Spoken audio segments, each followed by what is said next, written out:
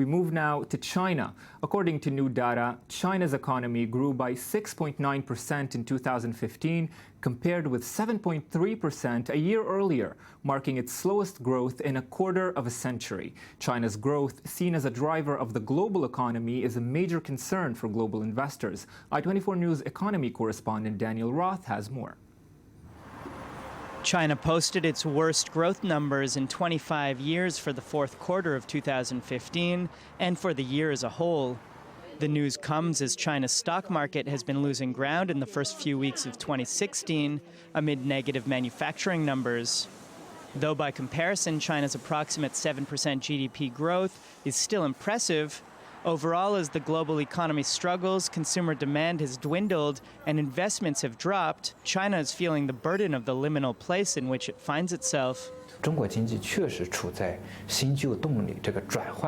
is indeed in a moment of momentum, transferring from old to new. Traditional industries are big in size, while these emerging industries are small in size.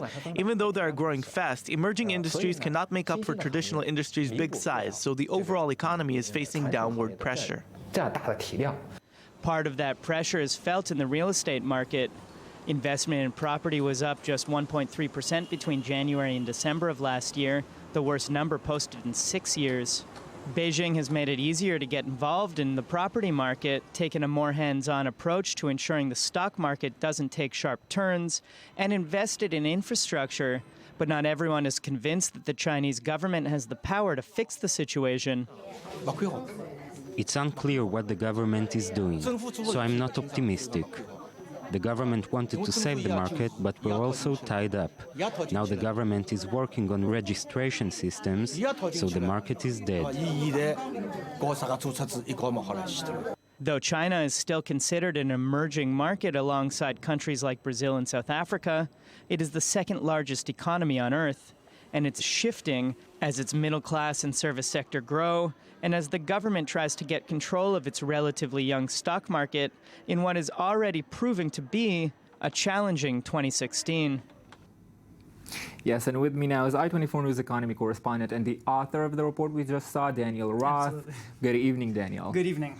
Well, you were here just last week to tell us about the Chinese stock market crisis. It's only January 19th. It seems like a very rough start of the year for China. Is there any reason to be optimistic at this point? Yes. The short answer is yes. I think, first of all, when you look at the numbers, everything that's bad that's happening in China economically is actually good when you look at the rest of the world. So China's GDP drop to 6.9% is still 6.9%. This is an enormous growth rate. We've got countries that are contracting. We've got countries. 5% is sort of in economics considered the base rate of this is good growth.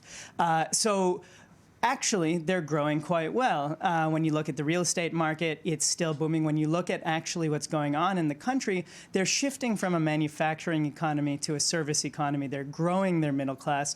And I think they're trying to temper kind of the negative pieces of a shifting economy. That sounds like a major move. China is a manufacturing powerhouse. Absolutely. And so we're going to see a lot of fits and starts. We're going to see a lot of sort of dips in the stock market and the government in Beijing trying to pull things along as they try to organize this shift and balance that with sort of their half and half free market policy, half and half government-led policy.